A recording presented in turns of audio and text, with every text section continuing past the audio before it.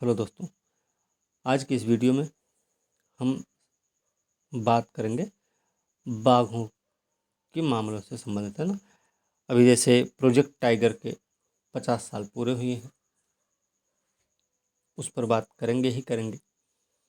जो नई गणना हुई है, अभी रिपोर्ट आई है, उस पर बात करेंगे। कितनी वृद्धि हुई है, भारत की क्या स्थिति है, ये सारी चीज़ें हम देखेंगे ही देखेंगे। साथ में हम देखेंगे अभी जो नई रिपोर्ट आई है, इसमें किसी चीज़ का शुभारंभ भी हुआ है, ठीक है। फिर वो क्या है, उसकी भी बात करेंगे एग्ज़ाम के पॉइंट ऑफ व्यू से, ठीक है। फिर बात कर लेंगे प्रोजेक्ट टाइगर है क्या आखिरकार, इसके तहत कौन कौन से अधिनियम हैं, कौन कौन से कानून हैं। फिर वन्य जीव संरक्षण अधिनियम की बात करेंगे, इसके तहत जो गठित निकाय हैं वो कौन कौन से हैं, उनकी चर्चा करेंगे। इसके साथ ही हम अनुसूचियों की बात करेंगे। जैसे आपको पता होगा, पहली अनुसूची में किन किन को शामिल किया गया, दूसरे में कौन है, तीसरे में कौन है, इस तरीके से। फिर राज्य अनुसार हम उन 54 बाघ अभयारण्यों के बारे में जानकारी हासिल करेंगे जो टाइगर रिजर्व के रूप में आरक्षित हैं। उनका हम क्षेत्रफल भी देखेंगे, ठीक है। उनका क्षेत्रफल कितना है, ये सारी चीज़ें हम सब देखेंगे, और उनके स्थापना वर्ष भी हम देख लेंगे राज्यवार क्रम में, ठीक है। इसके अलावा हम बात करेंगे कि टाइगर रिजर्व के बाहर सरकार बाघों की सुरक्षा कैसे करती है, ये कंजर्वेशन अश्योर्ड टाइगर स्टैंडर्ड्स क्या होते हैं, ठीक है। और कौन से टाइगर रिजर्व है जिन्हें मान्यता मिली हुई है यूनेस्को वाले मामले में, ठीक है। वन्यजीव संरक्षण नीति 2002 क्या है, इसी में चर्चा कर लेंगे हम, ठीक है। मतलब कि इससे संबंधित जितने भी तरीके के प्रश्न हो सकते हैं, जो भी पूछा जा सकता है एग्ज़ाम में, उन सब पर हम बात करेंगे ही करेंगे, ठीक है। इनके संवैधानिक प्रावधानों की भी बात करेंगे। ये जो रिपोर्ट अभी आई है, आपको पता होना चाहिए कि 5 साल में 200 टाइगर बढ़े हैं, ठीक है।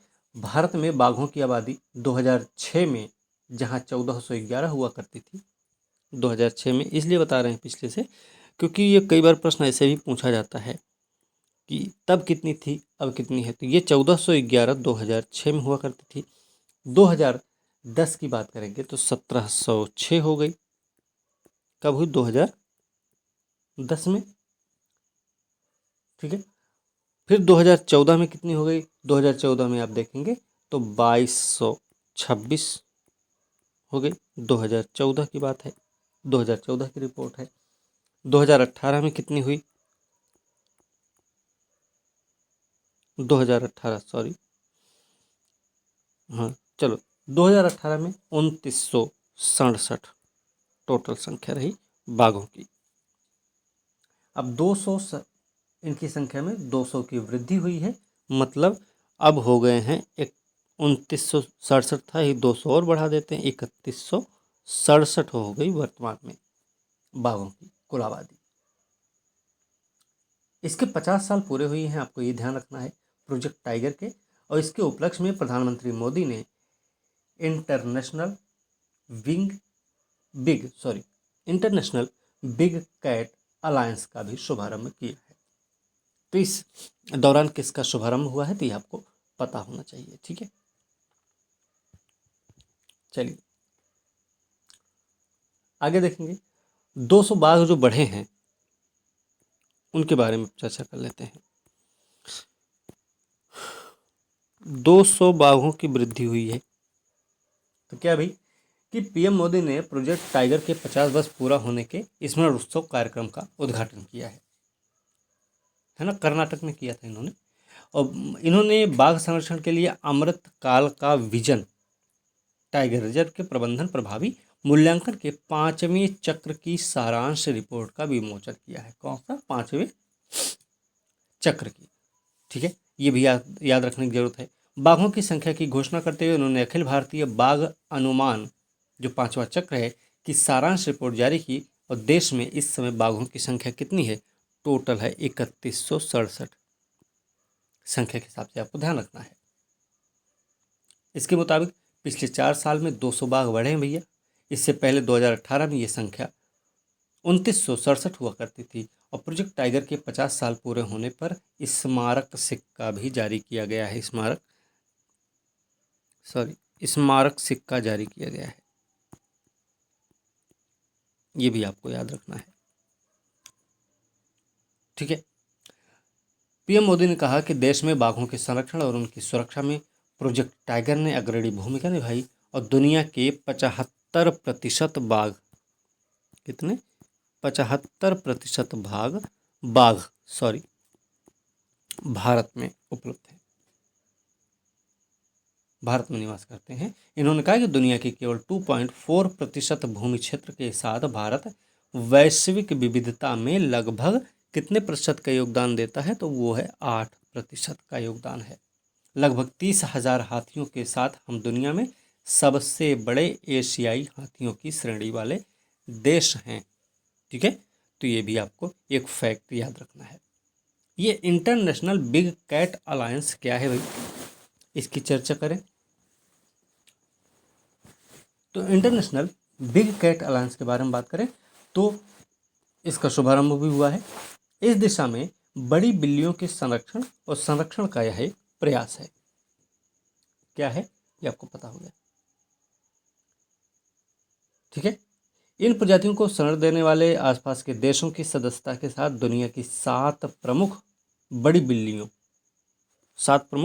बड़ी बिल्लियां कौन सी हैं विश्व की।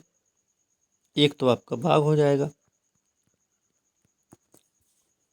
दूसरा क्या है, शेर है, तेंदुआ है, हिम तेंदुआ हो गया, प्यूमा है, प्यूमा जो ब्रांड का जूता हम पहनते हैं, जगुआर भी है, एक गाड़ी का ब्रांड आप देखे होंगे, जगुआर बना होता उस पर, और चीता। ये 7 बड़ी बिल्लियों की प्रजातियां हैं। पीएम मोदी ने जुलाई 2019 में वैश्विक नेताओं के अलायंस का आह्वान किया था ताकि एशिया में अवैध शिकार और अवैध वन्य जीव व्यापार पर सख्ती से अंकुश लगाया जा सके। ठीक है, ये बात तो समाप्त हुई। अब बात करेंगे प्रोजेक्ट टाइगर आखिर है क्या।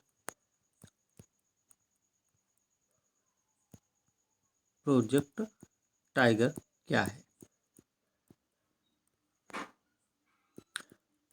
जब हम प्रोजेक्ट टाइगर की बात करें तो 7 अप्रैल का दिन याद रखना है। 7 अप्रैल 1973 का समय है, ध्यान रखना है। बाघ बचाओ परियोजना प्रोजेक्ट टाइगर की शुरुआत उत्तराखंड के कहाँ से हुई है, जिम कॉर्बेट नेशनल पार्क से हुई है, ध्यान रखना है।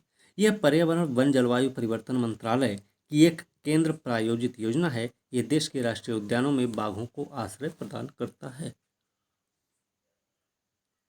बाघ दुनिया में क्या है, एक लुप्त प्राय प्रजाति के रूप में है। कैसे हैं, इनकी श्रेणी क्या है, लुप्त प्राय है, लुप्त प्राय है। 20वीं शताब्दी के मोड़ पर भारत में बाघों की आबादी 20,000 से 40,000 के बीच थी। महाराजाओं अंग्रेजों की शिकार प्रथाओं के साथ साथ अवैध शिकार गतिविधियों के कारण इनकी संख्या 1820 में आते आते काफी कम हो गई थी। ठीक है, वनस्पतियों और जीवों की विभिन्न प्रजातियों के संरक्षण के लिए सरकार ने 1972 में वन्य जीव संरक्षण अधिनियम पारित किया। तो वन्य जीव संरक्षण अधिनियम कब आया है, 1972 में। कई बार प्रश्न पूछा जाता है।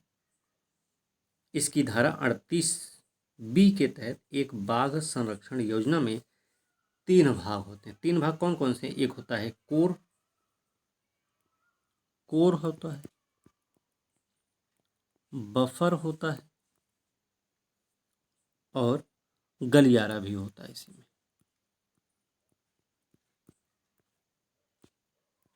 ठीक है, 1973 में प्रोजेक्ट टाइगर को देश में बाघों पैंथेरा टाइग्रिस की आबादी बढ़ाने के महत्वाकांक्षी उद्देश्य के साथ इसकी शुरुआत हुई थी। इसकी शुरुआती वर्षों में भारत के आसाम, थोड़ा ध्यान रखना, आसाम है,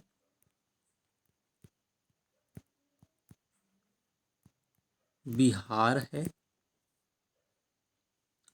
कर्नाटक है,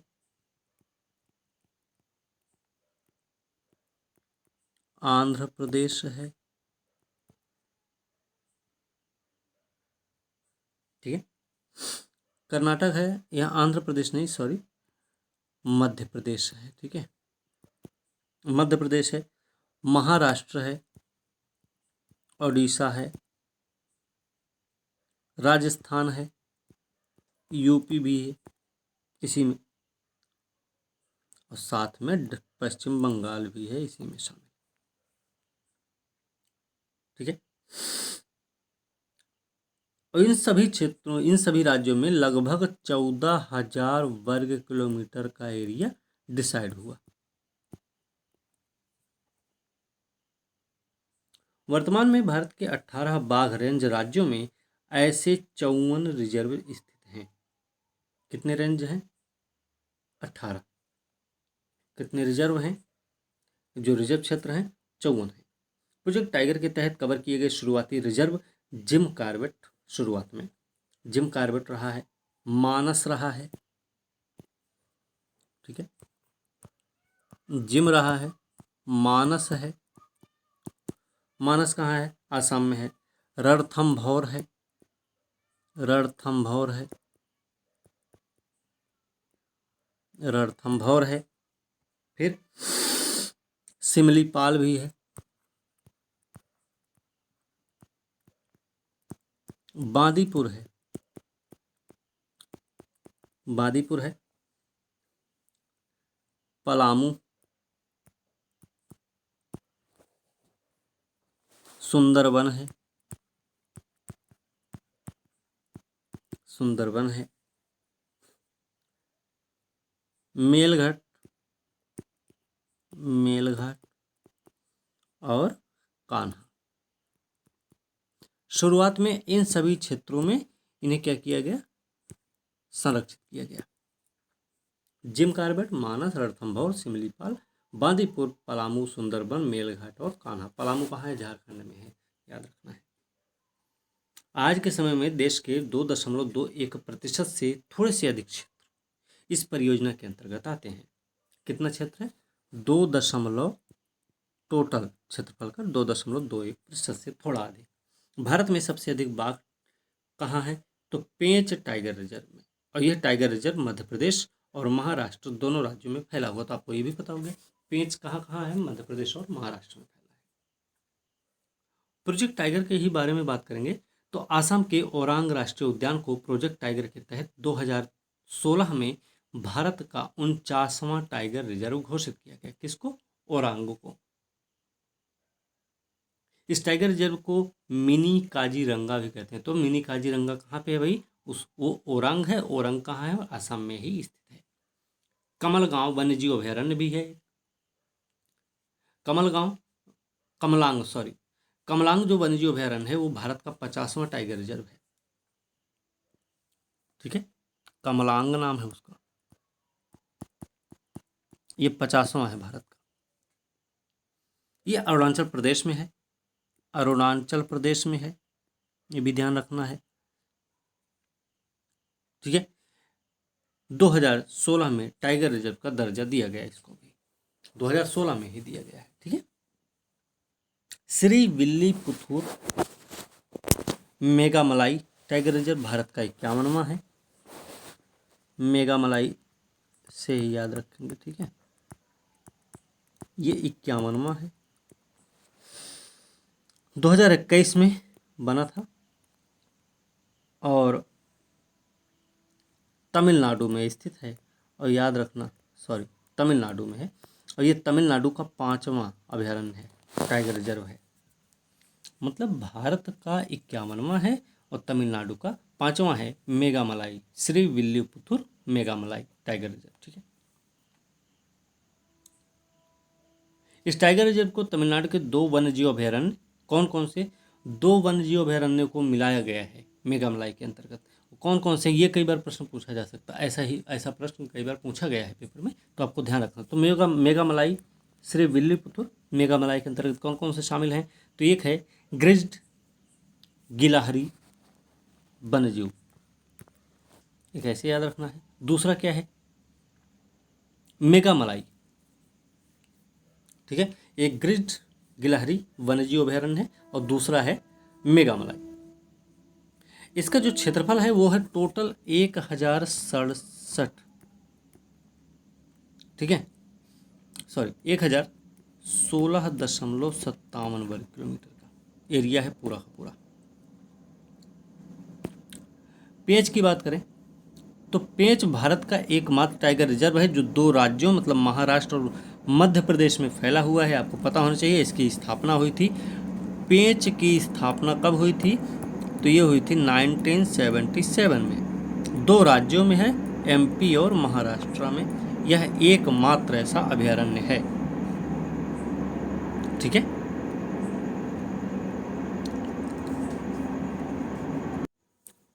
ठीक है, तो अब हम बात करेंगे वन्यजीव अभयारण्य। वन्य जीव संरक्षण अधिनियम 1972, ये क्या है भाई? इसकी बात की जाए तो ये वन्य जीव संबंधी कुछ संवैधानिक प्रावधान किए गए थे इसी के तहत, ठीक है। ये 1972 में आया था, आपको याद रखना है ये बात। 42वें संविधान संशोधन 1976 के माध्यम से वन और जंगली जानवरों पक्षियों के संरक्षण को कब कहाँ किया गया? राज्य सूची में पहले हुआ करते थे, इनको अब समवर्ती सूची में डाल दिया गया, पहली बात। दूसरी चीज, संविधान के अनुच्छेद 51 क्लॉज ए मतलब मूल कर्तव्य की बात हो रही है। मूल कर्तव्य के जी वाले में इसका प्रावधान मतलब जी का मतलब 7वां मूल कर्तव्य है, ये संविधान में ही दिया गया है। पर्यावरण की रक्षा, उसमें सुधार करना सबका मौलिक कर्तव्य है। डीपीएसपी में इसका क्या प्रावधान है, कहाँ पर किया गया है? 48A के तहत, ठीक है। राज्य पर्यावरण संरक्षण बढ़ावा देने का काम करेगा, देश भर में जंगलों वन्यजीवों की सुरक्षा की दिशा में कार्य करेगा। वन्यजीव संरक्षण अधिनियम 1972 है क्या आखिरकार? यह अधिनियम पौधों और जानवरों की प्रजातियों, देखो एक चीज याद रखना, ये पौधों के लिए भी है और जानवरों के लिए भी है, ये बात हमें याद रखनी है। पौधों और जानवरों के की प्रजातियों के संरक्षण हेतु अधिनियमित किया गया था। इस कानून से पहले भारत में केवल 5 नामित राष्ट्रीय उद्यान थे इससे पहले। वर्तमान में भारत में कितने हैं? तो वर्तमान में भारत में कुल 101 राष्ट्रीय उद्यान है। इस अधिनियम के तहत जो प्राधिकारी नियुक्त होते हैं उनके बारे में थोड़ी बात कर लेकर, तो केंद्र सरकार वन्यजीव संरक्षण निदेशक, उनके उसके अधीनस्थ सहायक निदेशकों और अन्य अधिकारियों की नियुक्ति होती है। और राज्य सरकारें क्या करती हैं भाई? एक मुख्य वन्यजीव वार्डन की नियुक्ति करती, जो विभाग के वन्यजीव विंग का प्रमुख होता है और राज्य के भीतर संरक्षित क्षेत्रों पर पूर्ण प्रशासनिक नियंत्रण रखता है। वन्यजीव संरक्षण अधिनियम की विशेषता क्या है? अगर हम इसकी विशेषता की बात करें,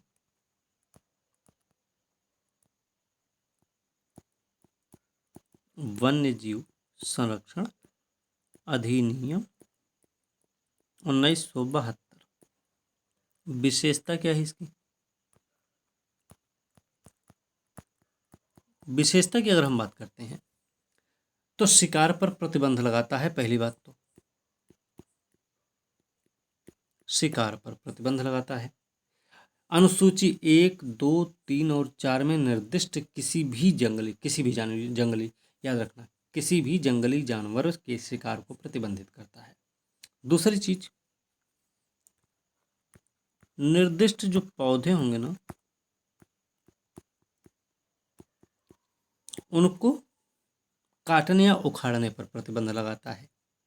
यह अधिनियम किसी भी वन भूमि या किसी संरक्षित क्षेत्र में किसी निर्दिष्ट पौधे को उखाड़ने या क्षति पहुंचाने, संग्रहण करने, कब्जा करने, बिक्री पर प्रतिबंध लगाता है। इसके तहत और भी उपाय है। अब इसके तहत जो निकायों का गठन हुआ वन्यजीव संरक्षण अधिनियम के तहत, जिन जिन निकायों का गठन हुआ उनकी बात कर लेते हैं। वन्य जीव, फिर से लिख देते हैं, वन्य जीव संरक्षण अधिनियम 1972। ठीक है, इसके तहत गठित निकाय कौन कौन से हैं? तो पहला तो है भैया राष्ट्रीय वन्य जीव बोर्ड, सॉरी, ठीक है, एक तो है राष्ट्रीय वन्य जीव बोर्ड, पहली चीज वन्य जीव बोर्ड है। इसमें क्या होगा? इसके अनुसार भारत की केंद्र सरकार राष्ट्रीय वन्य जीव बोर्ड का गठन करेगी। वन्य जीव बोर्ड जो होगा, वन्य जीव संबंधी सभी मामलों की समीक्षा के लिए राष्ट्रीय उद्यान, अभयारण्य में और आसपास के क्षेत्रों में किसी भी प्रकार की परियोजना के अनुमोदन के लिए एक शीर्ष निकाय के रूप में कार्य करता है। इसकी अध्यक्षता कौन करते हैं? तो अध्यक्षता करते हैं प्रधानमंत्री। याद रखना, ये भी अध्यक्ष कौन होते हैं? प्रधानमंत्री होते हैं। ठीक है, ये चीज याद रखना। ठीक है, प्रधानमंत्री होते हैं और यह वन्य जीवों, वनों के संरक्षण तथा विकास को बढ़ावा देने के लिए उत्तरदायी है। फिर पर्यावरण, वन, जलवायु परिवर्तन मंत्री बोर्ड का उपाध्यक्ष होता है। तो उपाध्यक्ष कौन होता है ये भी पता हो गया। वन, जलवायु परिवर्तन मंत्रालय मंत्री जो होता है, पर्यावरण, वन, जलवायु परिवर्तन मंत्री जो होते हैं, ये उपाध्यक्ष होते हैं। ये बोर्ड कैसा है? इसकी प्रकृति है सलाहकारी रूप की, दंडात्मक नहीं है प्रकृति, ध्यान रखना, सलाहकारी प्रवृत्ति है। केवल सरकार को वन्यजीव संरक्षण के लिए मतलब नीति बनाने पर सलाह देता है, बस सलाहकारी प्रकृति है इसकी। दूसरा कौन सा निकाय बनाया गया?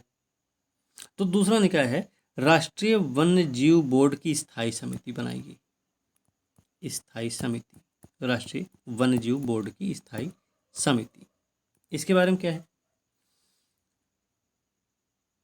कि संरक्षित क्षेत्रों के, वन्यजीव क्षेत्रों के भीतर या उसके 10 किलोमीटर के दायरे में आने वाली सभी परियोजनाओं को मंजूरी देने के उद्देश्य से एक स्थायी समिति का गठन हुआ है। इसकी अध्यक्षता पर्यावरण, इसकी अध्यक्षता कौन करेंगे? इसके अध्यक्ष होते हैं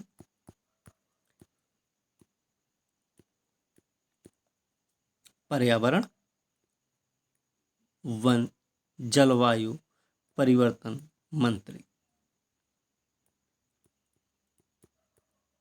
होते हैं। ठीक है, फिर एक है राज्य वन्य जीव बोर्ड।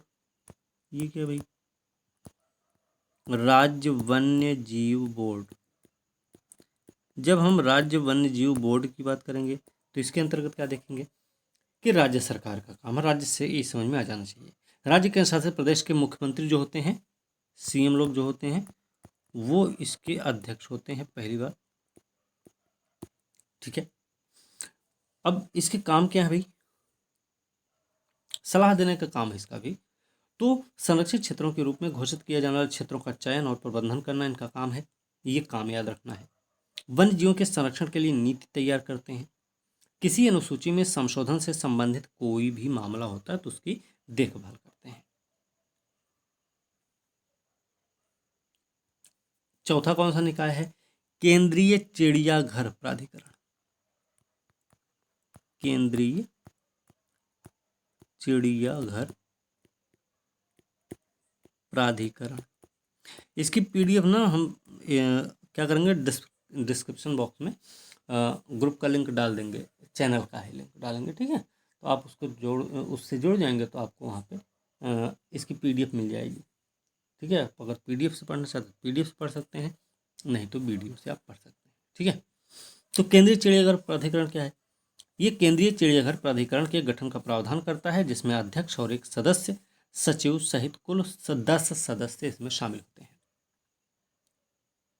पर्यावरण, वन, जलवायु परिवर्तन जो मंत्री होते हैं वही अध्यक्ष होते हैं।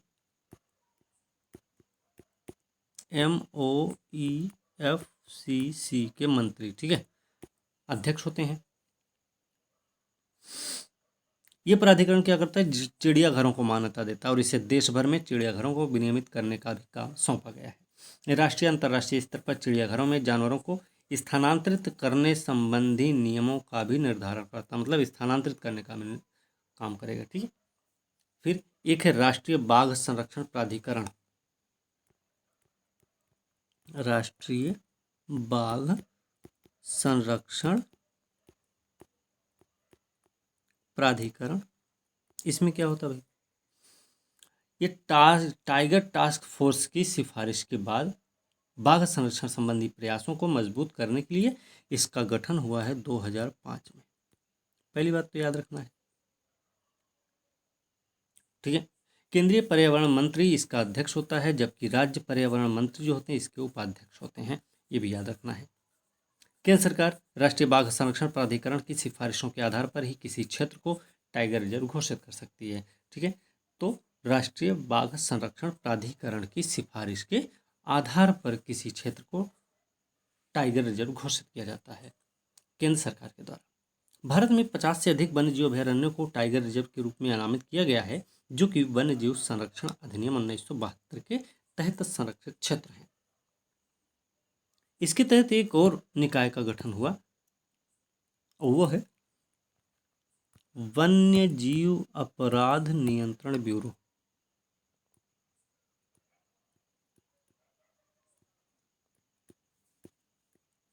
वन्य जीव अपराध नियंत्रण ब्यूरो है,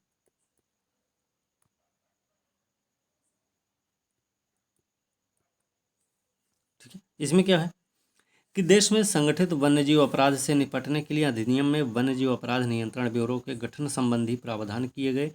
ब्यूरो का मुख्यालय कहाँ है, तो इसका हेडक्वार्टर आप लखनऊ, नहीं सॉरी, नई दिल्ली में है,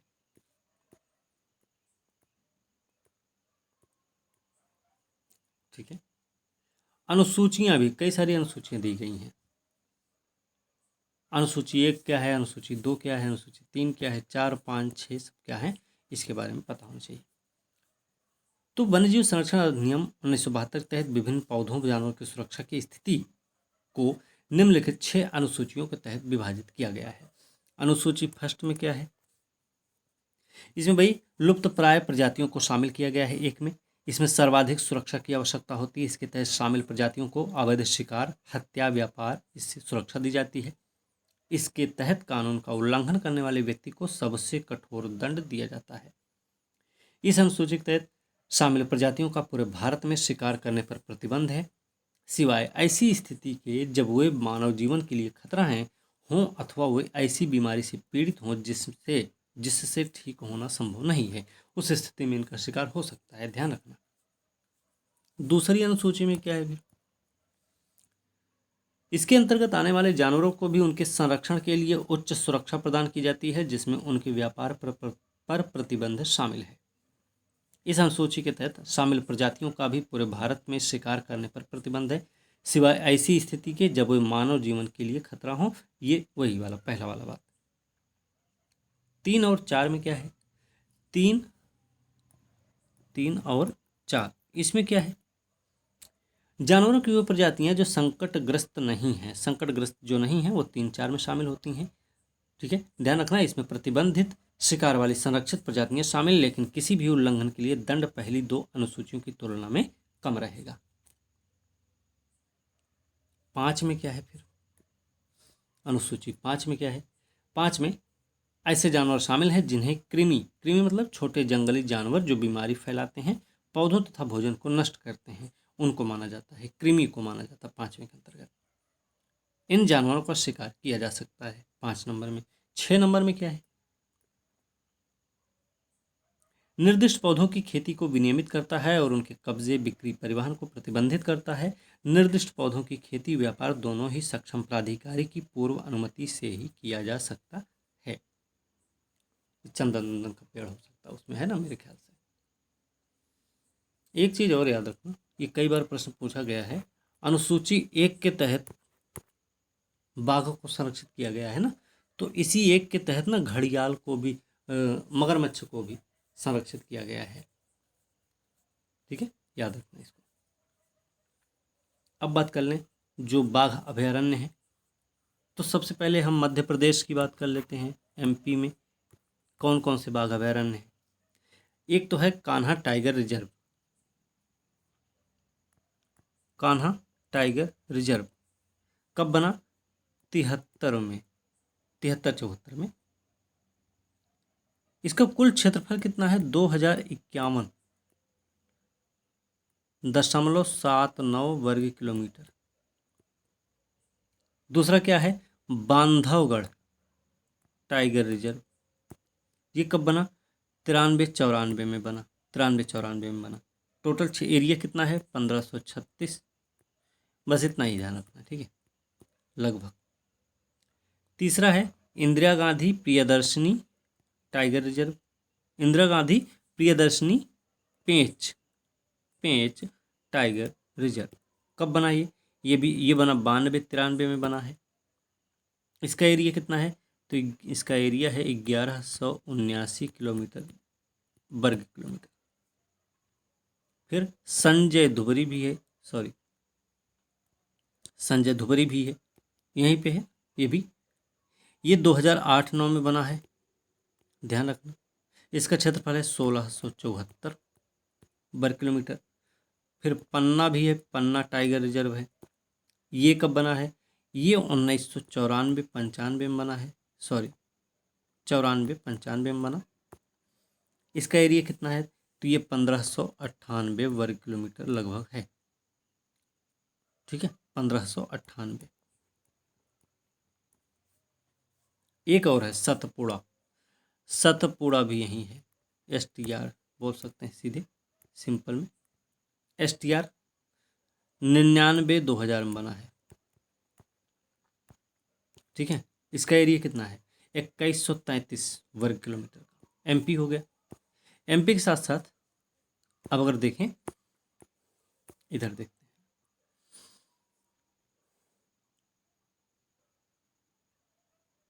चलिए MP हो गया। अब MP के बाद आएगा महाराष्ट्र। महाराष्ट्र की जब हम बात करेंगे तो इसमें 6 अभयारण्य आपको मिलेंगे, टाइगर रिजर्व मिलेंगे। इसमें एक है मेलघाट टाइगर रिजर्व। कब बना? 73-74 में बना है, ठीक है, 2768 वर्ग किलोमीटर में फैला हुआ है। दूसरा है बोर टाइगर रिजर्व। ये कब बना? तो ये बना 2014 में, ध्यान रखना। एरिया है 816.27 वर्ग किलोमीटर। तीसरा है तडोबा अंधेरी टाइगर रिजर्व। ये 93-94 में बना हुआ है। एरिया कितना है इसका? तो 1727.59 वर्ग किलोमीटर है। एक है नवेगांव नगजीरा टाइगर रिजर्व। ये भी महाराष्ट्र में है, ध्यान रखना। ये बना है 2013-14 में। एरिया कितना है इसका? तो इसका एरिया है 1894 वर्ग किलोमीटर। फिर एक है सह्याद्री टाइगर रिजर्व। ये कहाँ है? ये भी यहीं पे है, सह्याद्री टाइगर रिजर्व। इसका कुल एरिया है, ये बना है 2009-10 में। टोटल एरिया कितना है भाई? तो टोटल एरिया है 1165 वर्ग किलोमीटर लगभग, ठीक है। इसकी PDF दे देंगे, आप लोग पढ़ लेना। फिर इसी में पेंच भी पढ़ लेंगे, पेंच टाइगर रिजर्व। तो पेंच टाइगर रिजर्व कहाँ है? ये भी महाराष्ट्र में ही। कब बना था? 98-99 में बना है। एरिया कितना है? तो एरिया है 741.22 वर्ग किलोमीटर, ठीक है। चलिए, महाराष्ट्र हो गया। अब हम देखेंगे कर्नाटक। कर्नाटक में 5 हैं टोटल। वो 5 कौन कौन से हैं? तो एक तो है Nagarhole tiger reserve. Nagarhole tiger reserve है, तो ये कहाँ है भाई? ये बना है 8-9 में, याद रखना, 8-9 में बना हुआ है। क्षेत्र है इसका 1205 वर्ग किलोमीटर। दूसरा है बिलगिरी रंगनाथ टाइगर रिजर्व। ये बना 10-11 में, 10/11 में बना है। इसका क्षेत्रफल है 574.82 वर्ग किलोमीटर का। फिर भद्रा टाइगर रिजर्व है, भद्रा टाइगर रिजर्व है, ये कब बना है? भद्रा बना है 98-99 में। ठीक है, इसका क्षेत्रफल कितना होगा? इसका है 1064। ठीक है, एक है डांडेली, डांडेली टाइगर रिजर्व, या फिर इसको बोल सकते हैं काली, काली टाइगर रिजर्व। ये 8-9 में बना हुआ है। एरिया कितना है? एरिया है 1097। ठीक है, फिर एक है बांदीपुर, बांदीपुर टाइगर रिजर्व, ये बना है 73-74 में ही। एरिया कितना है इसका? इसका एरिया है 1456 वर्ग किलोमीटर का। कर्नाटक हो गया। अब हम आसाम की बात करेंगे। असम में कौन कौन से हैं?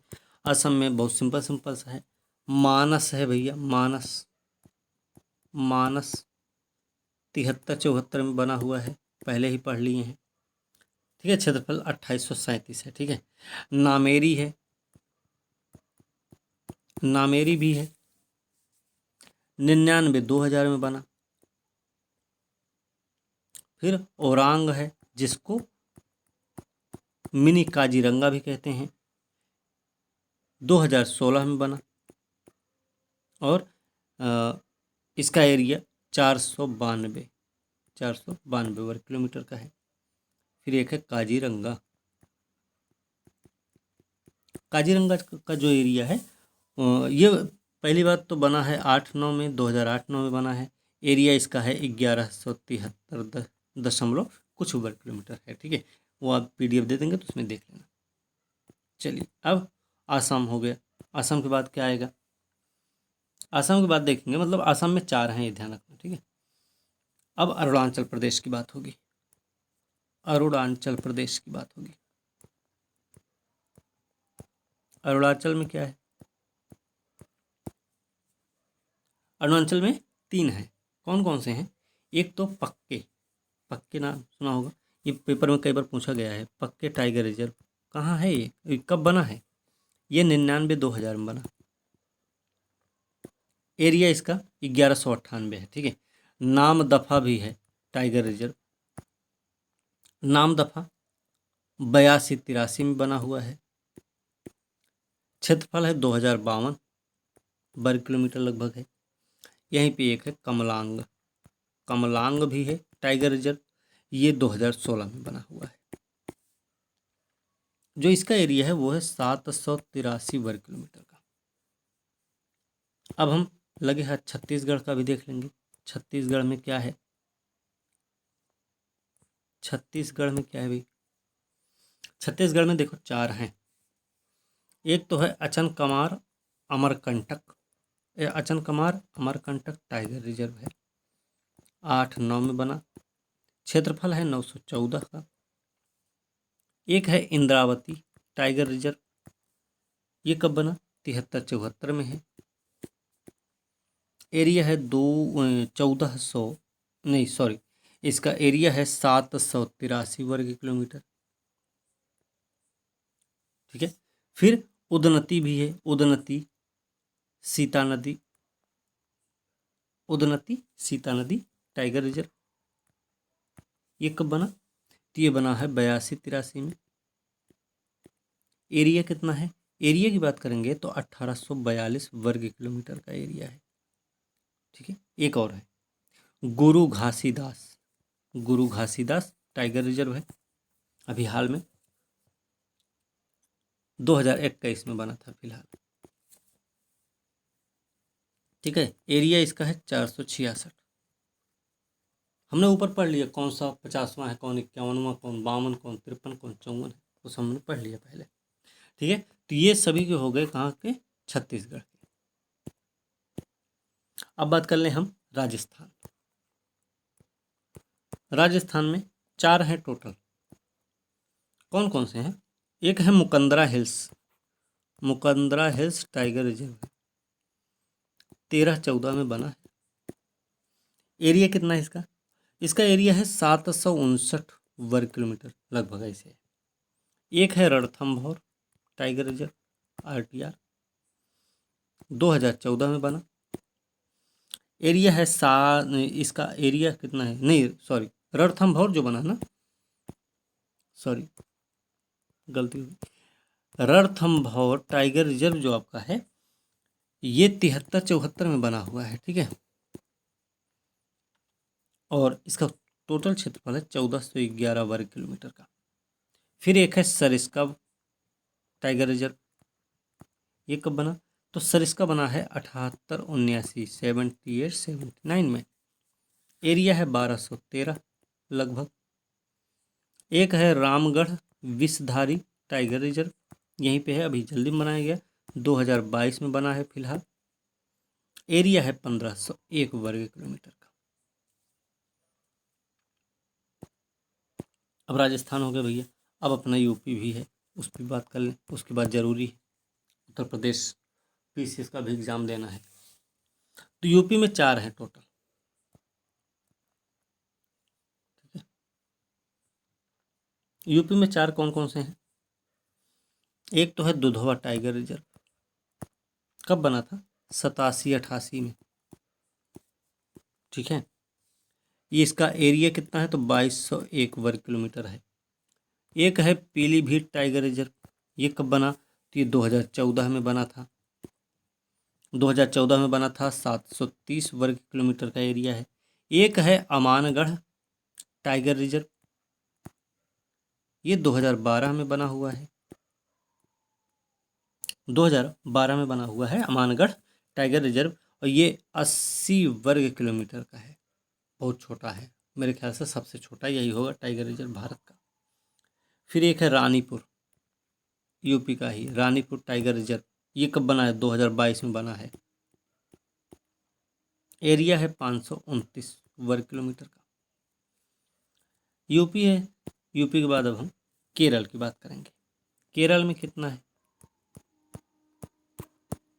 केरल में 2 हैं, एक है पेरियार और दूसरा है पेराम्बिकुलम। पेरियार और पेराम्बिकुलम जो है, पेरियार बना है 78-79 में और पेराम्बिकुलम बना है 8 और 9 में, ठीक है। एरिया दोनों का देखेंगे तो 101 है 925 और दूसरा है 643, दोनों का एरिया है। इसके बाद नंबर आता है उड़ीसा का। उड़ीसा में भी 2 हैं, उनके नाम क्या क्या हैं? एक तो है सिमलीपाल और दूसरा है सतकोसिया। सिमलीपाल कब बना? 2008-9 में बना है और सतकोसिया भी 2008-9 में ही बना है। अब बात करें उत्तराखंड की, तो उत्तराखंड में क्या क्या है? यूके लिख रहे हैं यहाँ पे। उत्तराखंड में 2 हैं, एक तो है जिम कार्बेट और दूसरा है राजा जी। जिम कार्बेट कब बना? 73-74 में बना हुआ है, आप पहले ही पढ़ चुके हैं। राजा जी बना 2015 में। फिर तेलंगाना का भी नंबर आएगा। तेलंगाना में कितने हैं? 2 हैं यहाँ पे, एक तो है कावल और एक है अमराबाद। ये अमराबाद प्रश्न पूछा गया, कावल पर नहीं पूछा गया मेरे ख्याल से अभी, तो इसको थोड़ा याद रखना। तो कावल बना है 12-13 में और अमराबाद बना है 14 में, ठीक है। ये हो गया तेलंगाना हो गया। वेस्ट बंगाल देख लें, वेस्ट बंगाल में कितने हैं भाई? तो पश्चिम बंगाल में भी 2 ही हैं, बहुत ज़्यादा नहीं। एक तो है सुंदरबन और दूसरा है बुक्सा। सुंदरबन और बुक्सा, सुंदरबन बना था 73-74 में, याद रखना है। और सुंदरबन के बारे में ये ध्यान रखना है कि सुंदरबन को 1989 में विश्व विरासत स्थल में शामिल किया गया। कब? 1989 में। दूसरा जो बुक्सा है ये 82-83 में बना हुआ है, ठीक है। फिर अब नंबर आएगा आंध्र प्रदेश, आंध्रा का। आंध्रा में एक ही है, उसका नाम है नागार्जुन सागर श्रीशैलम, ये पूछा गया है पेपर में, ठीक है, टाइगर रिजर्व कब बना है? जो नागार्जुन सागर श्रीशैलम रिजर्व है, इसका कुल क्षेत्रफल है 3296 वर्ग किलोमीटर, ठीक है। अब आते हैं मिजोरम में भी है, मिजोरम में भी है डंपा। डंपा कहाँ है? मिजोरम में है। डंपा कब बना? 94-95 में बना, ठीक है, मिजोरम का हो गया। अब बिहार में भी है। अपने बिहार की बात करें तो बिहार में कौन सा है? Valmiki tiger reserve. कब बना? 89-90 में। झारखंड में भी है। झारखंड में कौन सा है? Palamu tiger reserve. ये कब बना है? ये 73-74 में बनाया गया था, सॉरी 73-74 में बनाया गया था, ठीक है। अब हम बात करेंगे बुक्सा टाइगर रिजर्व की। बुक्सा टाइगर रिजर्व है क्या आखिरकार, इसके बारे में भी बात होनी चाहिए। तो बुक्सा टाइगर रिजर्व की अगर हम बात करेंगे,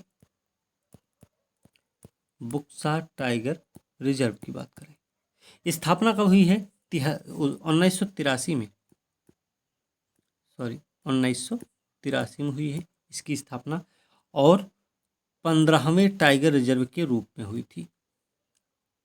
92 में राष्ट्रीय उद्यान घोषित हुआ है, 1992 में। बुक्सा टाइगर रिजर्व की उत्तरी सीमा में लगती है भूटान से, उत्तरी सीमा भूटान से लगती है।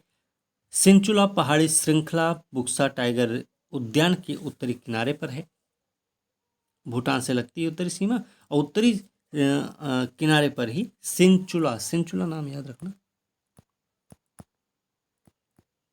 सिंचुला पहाड़ी श्रृंखला है। पूर्वी सीमा पर आसाम है। टाइगर रिजर्व में बहने वाली जो नदियां, इस यहाँ पे नदियां कौन कौन सी बहती हैं उनका ध्यान रखना। तो संकोश बहती है,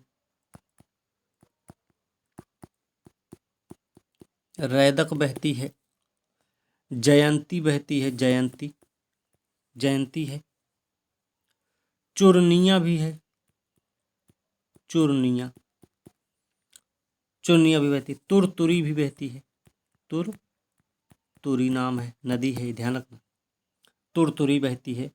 फस खवा बहती है, फस खवा यहीं पे बहती है भाई। दीमा भी बहती है, दीमा भी बहती है, नो नानी भी बहती है यहीं पे। तो ये सारी नदियां बहती कहाँ से? बुक्सा से होकर। बुक्सा टाइगर रिजर्व की कॉरिडोर कनेक्टिविटी की सीमाएं उत्तर में भूटान के जंगलों को, पूर्व में कोचुगांव के जंगलों, कोचुगांव नाम याद रखना, कोचुगांव के जंगलों और मानस टाइगर रिजर्व तथा पश्चिम में जल्दापारा राष्ट्रीय उद्यान को स्पर्श करती है। रिजर्व के वनों को आर्द्र उष्णकटिबंधीय के रूप में, यहाँ पे वन जो पाए जाते हैं वो क्या है? आर्द्र उष्णकटिबंधीय हैं यहाँ के बाद। इसमें जो प्रमुख प्रजातियां पाई जाती हैं ना, उसमें इंडियन टाइगर है, पैंथेरा टाइग्रिस टाइग्रिस, लेपर्ड है पैंथेरा पार्स, क्लाउडेड लेपर्ड है, नियोफेलिस नेबुलोसा, हॉग बेजर है, आर्कटोनिक्स कोलारिस, जंगल कैट है, फेलिस चौस, ठीक है। ऐतिहासिक रूप से देखा जाए तो बाघ जो है ना, बुक्सा टाइगर रिजर्व की दक्षिणतम सीमा सहित पूरे रिजर्व में पाए जाते हैं। हालांकि वर्तमान में बुक्सा टाइगर रिजर्व में बाघों का घनत्व कम है, यहाँ पे बाघ नहीं है। हाल ही में बुक्सा टाइगर रिजर्व में 23 वर्षों में पहली बार एक रॉयल बंगाल टाइगर देखा गया है, अभी एक देखा गया है, ठीक है। लगे हाथ बात कर लें रामगढ़ विषधारी की भी। कहाँ था ये? राजस्थान में आपके ना, राजस्थान के बूंदी जिले में है। 52वां टाइगर रिजर्व है भारत का, और राजस्थान सरकार ने इसे 20 मई 1982 को राजस्थान वन्य प्राणी पक्षी संरक्षण अधिनियम 1951 की धारा 5 के अंतर्गत शामिल किया था। राष्ट्रीय बाघ संरक्षण प्राधिकरण द्वारा वन्यजीव संरक्षण अधिनियम 1972 की धारा 38 के प्रावधान के तहत 5 जुलाई 2021 को इसे और इसके निकटवर्ती क्षेत्रों को टाइगर रिजर्व बनाए जाने की सैद्धांतिक स्वीकृति प्रदान की गई है। यह अभयारण्य बाघ संरक्षण के अलावा पारिस्थितिकी तंत्र के साथ साथ पुष्प प्रजातियों के लिए भी खासा प्रसिद्ध है। रामगढ़ विषधारी कहाँ, राजस्थान में आपके। एक है रानीपुर, अभी जल्दी में बना हुआ है रानीपुर टाइगर रिजर्व है, यूपी में है। उत्तर प्रदेश में एक और टाइगर रिजर्व मतलब रानीपुर जो है, ये 53वां है। ये कौन सा है, 53वां है। बुंदेलखंड क्षेत्र का पहला है, उत्तर प्रदेश का चौथा। बुंदेलखंड क्षेत्र में पहला है, उत्तर प्रदेश का ये चौथा है। यहाँ पे बांस, पलाश, खैर, महुआ, दव, साल, तेंदू ये सब पाए जाते हैं। शुष्क पर्णपाती वन मिलते हैं यहाँ पे कुल मिला के। उत्तर प्रदेश के बुंदेलखंड क्षेत्र में स्थित रानीपुर मध्य प्रदेश के पन्ना टाइगर रिजर्व से महज 150 किलोमीटर दूर है। इसमें बाघ पाया जाता है, तेंदुआ मिलता है, भालू है, चित्तीदार हिरण है, सांभर है, चिंकारा है, कई पक्षी सरीसृप भी यहाँ पर पाए जाते हैं। अब टाइगर रिजर्व के बाहर सरकार बाघों की सुरक्षा कैसे करती है, ये भी एक सवाल है। कैसे करती होगी, इसको थोड़ा सा हम देख लेंगे बस खाली। ज़्यादा लंबा टाइम, बहुत लंबा टाइम हो रहा है फिलहाल। इसमें दिशा निर्देश 2012 में बाघ वाले जंगलों में वन्यजीवों की चिंताओं को मुख्य धारा में लाने, आवासों के विखंडन को रोकने के लिए स्थानीय लोगों को शामिल करने वाली रणनीति के माध्यम से गलियारे के संरक्षण को बढ़ावा देने का प्रयास किया प्रावधान है। इसमें मानव पशु संघर्ष का निवारण है। तो टाइगर रिजर्व के बाहर कैसे सुरक्षा करती है सरकार, टाइगर रिजर्व के बाहर सरकार बाघों की सुरक्षा कैसे करती है, तो मानव पशु संघर्ष के निवारण के लिए के हिसाब से समस्याग्रस्त असामान्य जंगली जानवरों को पकड़ने, ठीक है, जंगली जानवरों की निगरानी करके एंटी पोचिंग ऑपरेशन। तो एंटी पोचिंग ऑपरेशन किससे संबंधित है, बाघों के संरक्षण से संबंधित है। आवास सुधार के उपाय, इन सब तरीकों से। टाइगर रिजर्व के बाहर के क्षेत्रों के लिए उपरोक्त गतिविधियों के लिए प्रोजेक्ट टाइगर की केंद्र प्रायोजित योजना के तहत राज्यों को वित्तीय सहायता दी जाती है। एक नाम सुना होगा आपने, CATS, ऐसे करके नाम सुना होगा, conservation assured tiger standards. Tiger range देशों के वैश्विक गठबंधन द्वारा एक मान्यता उपकरण के रूप में इसे स्वीकार किया गया है। ठीक है, ध्यान रखना, जो टाइगर रेंज देश हैं उनके साथ है। इसे बाघ और संरक्षित क्षेत्र के विशेषज्ञों द्वारा विकसित किया गया है। आज के समय में 13 टाइगर रेंज देश हैं। तो 13 देश कौन कौन से हैं भैया, देखो इंडिया तो है ही है अपना, बांग्लादेश भी है ना, बांग्लादेश भी है, भूटान भी है, भूटान है, कंबोडिया भी है, चीन है, चीन है, इंडोनेशिया भी है, लाओ, लाओस है ना, लाओस है, लाओस PDR, ठीक है। इसके अलावा मलेशिया भी है, मलेशिया है, म्यांमार है, म्यांमार है, म्यांमार है, नेपाल भी है, नेपाल है, रूस है, साथ में थाईलैंड भी है, और कौन सा है, वियतनाम भी आता है इसी में। कैट्स विभिन्न मानदंडों का एक सेट है जो बाघ से जुड़े स्थलों को इस बात को जांचने का मौका देता है कि क्या उनके प्रबंधन से बाघों का सफल संरक्षण संभव होगा। इसे आधिकारिक तौर पर 2013 में कब लॉन्च हुआ है, कैट्स 2013 में लॉन्च हुआ, ध्यान रखना। ग्लोबल टाइगर फोरम बाघ संरक्षण पर काम करने वाला एक अंतर्राष्ट्रीय NGO है। कौन, ग्लोबल टाइगर फोरम क्या है, NGO है, बाघ संरक्षण पर काम करने वाला। World wild life fund India Bharat में कैट्स मूल्यांकन हेतु राष्ट्रीय बाघ संरक्षण प्राधिकरण के 2 कार्यान्वयन भागीदार भी हैं। ठीक है, अच्छा 14 टाइगर रिजर्व हैं जिनको यूनेस्को में मान्यता मिली है। वो कौन कौन से यूनेस्को वाले कौन कौन से, थोड़ा इनको देख लेते हैं। यूनेस्को में जिनको मान्यता मिल गई है वो कौन कौन से हैं, ये भी एक सवाल है। तो उसमें देखो भैया, एक तो मानस है, काजीरंगा है और ओरांग, ये तीनों आसाम वाले, ध्यान रखना।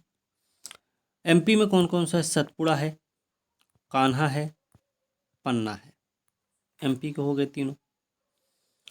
पेंच महाराष्ट्र का पेंच है, बिहार में वाल्मीकि है, उत्तर प्रदेश में दुधवा है, ठीक है, पश्चिम बंगाल में सुंदरबन है, केरल में पराम्बिकुलम है टाइगर रिजर्व, कर्नाटक में बांदीपुर है, बांदीपुर कर्नाटक में हो गया, और तमिलनाडु में कौन कौन सा है, मुदुमलाई भी है और अनामलाई भी है, ठीक है। तो 3 ये हो गए, 3 6 हो गए, और 4 इधर 10 हो गए, और इधर 4 14 हो गए, है ना। तो टोटल 14 हैं यूनेस्को की विश्व धरोहर सूची में शामिल हैं। तो 3 आपका असम में है, 3 आपका एमपी में है, 2 आपका तमिलनाडु में पड़ता है, बाकी एक एक सभी राज्यों में है ना। चलिए अब बात करेंगे वन्य जीव संरक्षण नीति 2002 क्या है। इसके बाद खत्म कर देंगे। वन्य जीव संरक्षण नीति क्या है भाई, वन्य जीव संरक्षण नीति 2002 क्या है। भारतीय वन्य जीव बोर्ड की 21वीं बैठक में अपनाया गया था। भारतीय वन्य जीव बोर्ड की 21वीं बैठक में अपनाया गया है। इसके तहत नेशनल पार्क वन्यजीव अभयारण्य की सीमा से 10 किलोमीटर की परिधि के क्षेत्र को पारिस्थितिकी संवेदनशील क्षेत्र घोषित किया गया है। ESZ